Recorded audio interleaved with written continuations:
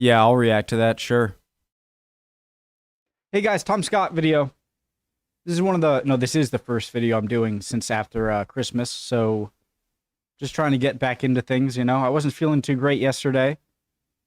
I had a terrible headache, but feeling a little bit better and just getting back into things. Sorry if I'm a bit slow, not talkative, but that will change. Sorry, flying here is surprisingly legal. I think they're flying over New York, so I had to click on it, and I thought it'd be a good one to start off with. We're going to go and fly low circles around this Statue of Liberty. And to get there, we're going straight down the Hudson River, alongside the skyscrapers of New York, below the skyline, and past 4 major airports without checking in with air traffic control.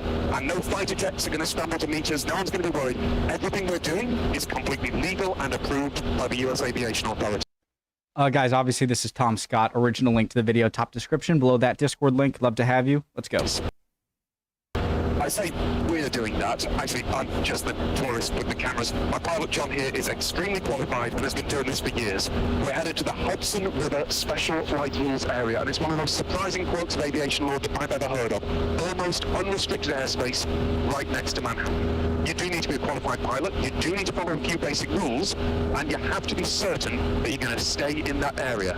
But if you can do it, then the views of your passengers are going to be unlike anything else. John is about to be extremely busy, so I'm going to shut up. But before we took off, I asked him about how all this works. The interesting thing about the SFRA is you can pretty much do whatever you want to a certain degree.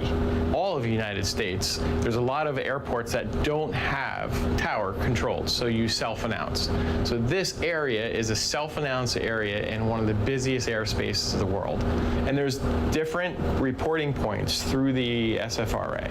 What you're basically going to do is talk, and then you'll hear other aircraft that are doing the same thing. Anybody who is in that special flight rules area will be able to hear us. And I'll just make the first announcement here. So that's river traffic, Cessna, meet the Alpine Towers, southbound Jersey Shore, 1,100 feet, Hudson River. And no one's going to acknowledge it. That's not air traffic control. It's just in the broadcast. Because we are transitioning the airspace, we're going to stay at 1,100 feet. This is a visual flight. You're not flying instruments with this at all. If the weather is no good, you're not doing this flight. So river traffic, Cessna over the GW Bridge, 1,100 feet. You'd think with 9/11 and stuff. Hudson River. Above the SFRA is totally controlled airspace, and that airspace can be controlled by either Teterboro, LaGuardia, Newark, or Kennedy. So you can see Long Island Sound, and LaGuardia sitting out there. Yep. And then this is all Manhattan. You can see Central Park. We'll see this a little bit farther later. Yeah. Another plane? Yep. So he's in the Bravo. Right, so he's in the controlled airspace. He's in the controlled airspace, right. Yep, exactly. We're at below the tops of the skyscrapers. That's insane. Ridiculous.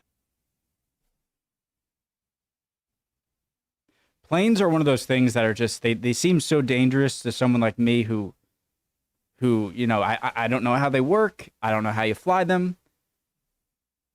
But I know that these people know way more than me, you know, the pilots and stuff.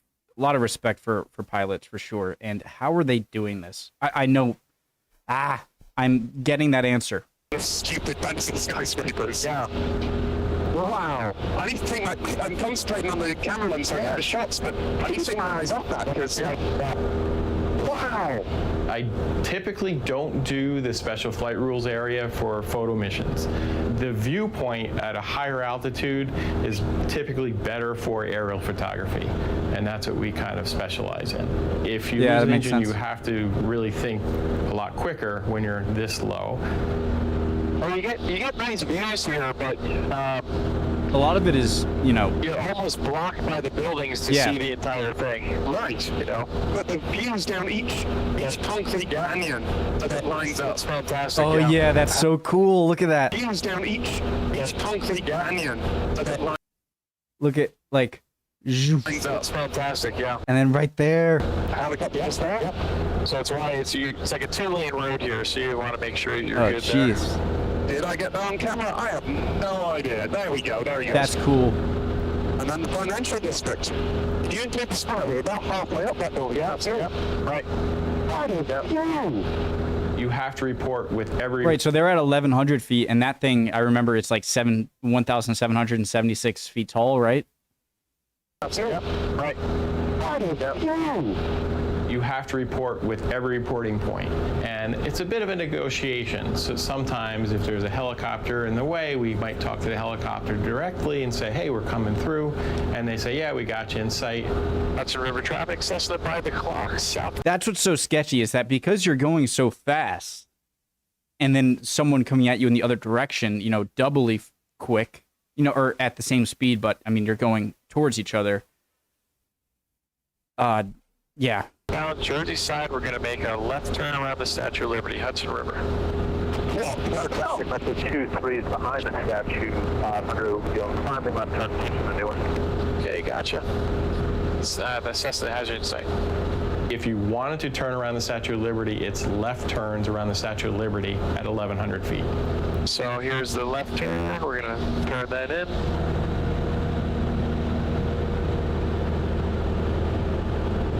Hudson River traffic, Cessna circling the Statue of Liberty, left turn. I remember being like a 11-year-old kid going there for a school trip. I'd been there before that, and I think I've been there since. But I've only climbed it once, and I was really young. Hudson River traffic, Cessna circling the Statue of Liberty, left turns, Hudson River. This is actually the closest I've ever been to the Statue of Liberty. Every time I've come before, I just took the Staten Island ferry. That's really something special, that is. Except it's not, I guess. It's just a thing you can do. Yeah, something you can do, yep. With the qualifications and everything under your belt, you can fly here. Yep. If you're going to do this flight, it's really important to do it with somebody who's already done it. Especially for new pilots, it's best to take an instructor who's done this before. Now, of course, you can't reach the boundaries of the area. That would be the sort of thing that would get your pilot's license suspended very, very quickly. Open City itself is highly controlled airspace. Private pilots aren't allowed to just barge in there unless they are qualified, competent, and have made it with air traffic control in advance. Party Tower System 5060, currently 1000 northbound Hudson River, photo mission, Empire State Building.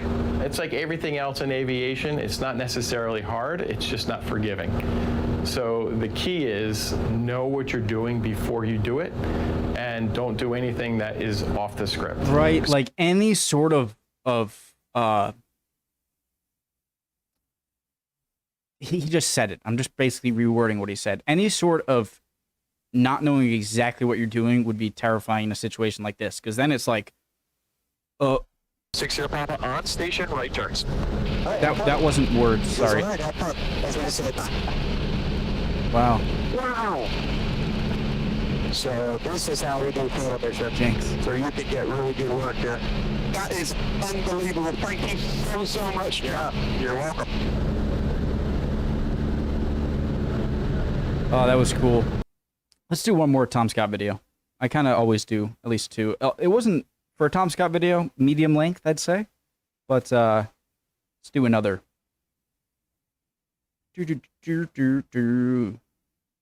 The Artificial Gravity Lab? Last video, I was at the Ashton Graybiel Spatial Orientation Lab at Brandeis University, and while I was there, one of the team just casually mentioned that they have an artificial gravity laboratory.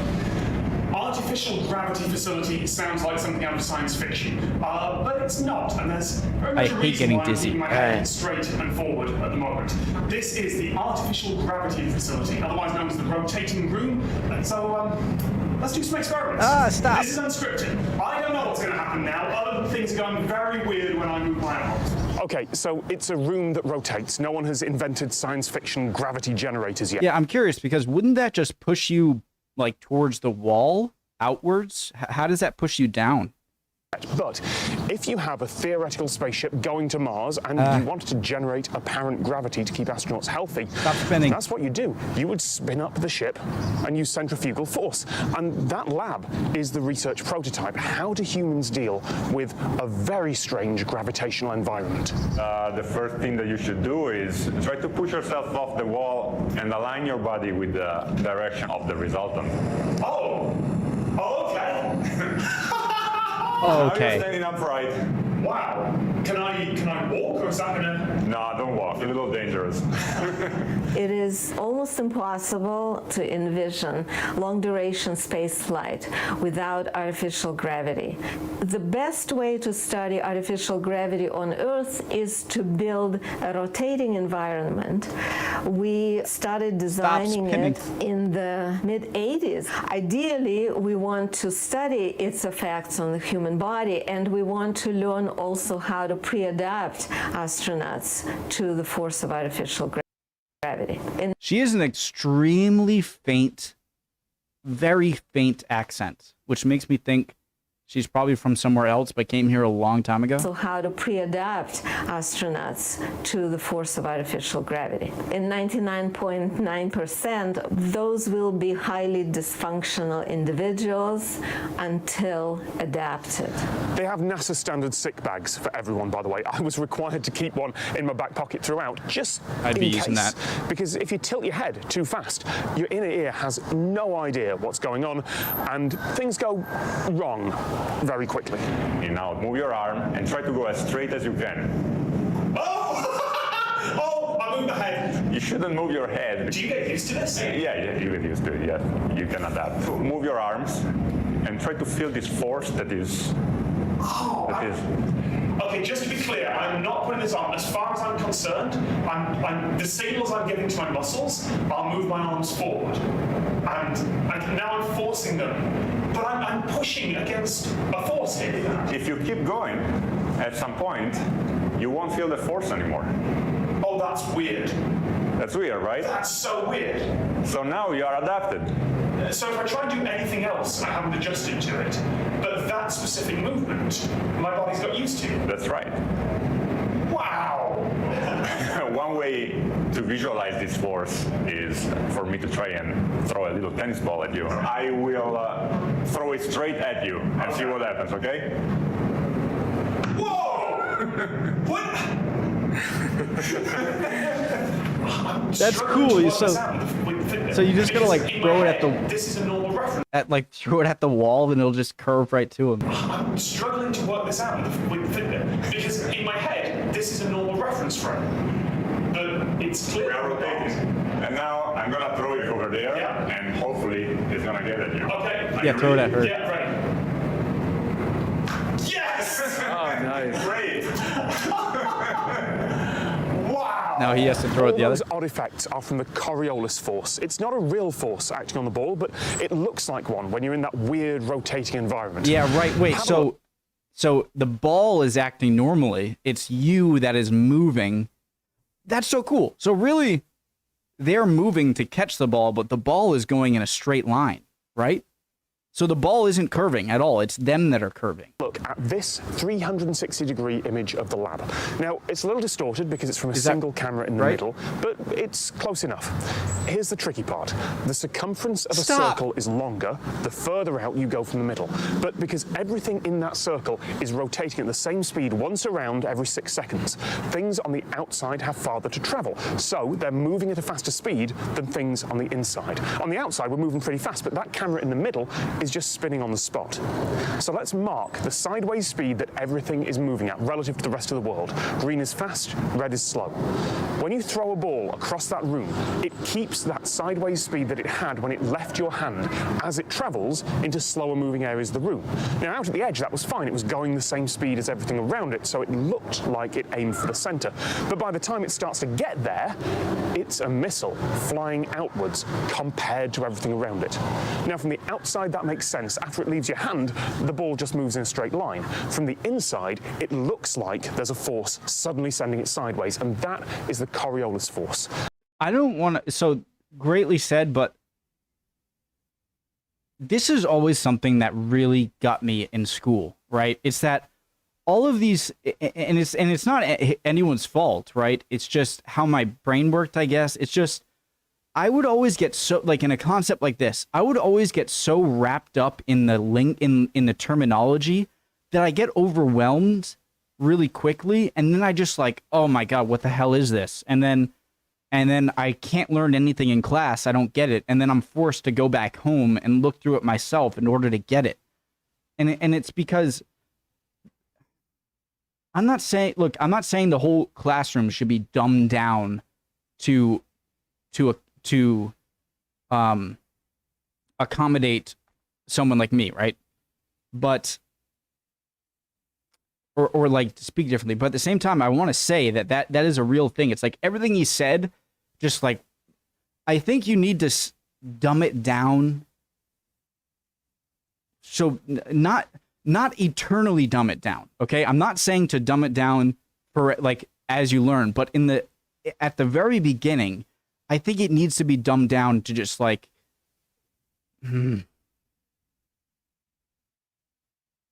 it's difficult, okay? It's one of the things I'm trying to do with YouTube. I was such a bad learner in school or like in classrooms, right? That I have the ability to pause and go back, and that's what I do a lot here. And I just think it helps to like not be super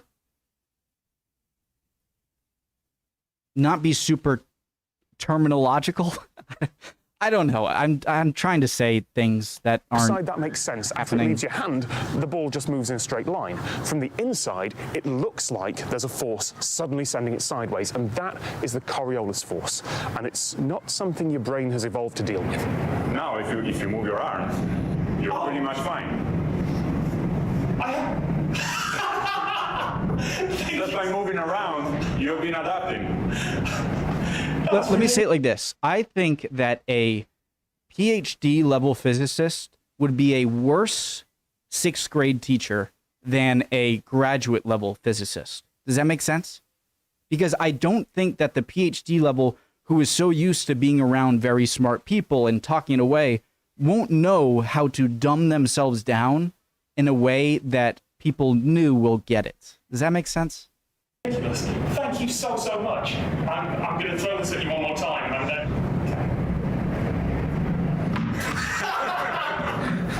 The question that lab needs to answer is, can humans adapt to that over time? And if so, how long does it take them to come back down to Earth? Let's bring this to a stop, Bree. Avi, can you bring us to 0? Bring your hands down and don't move.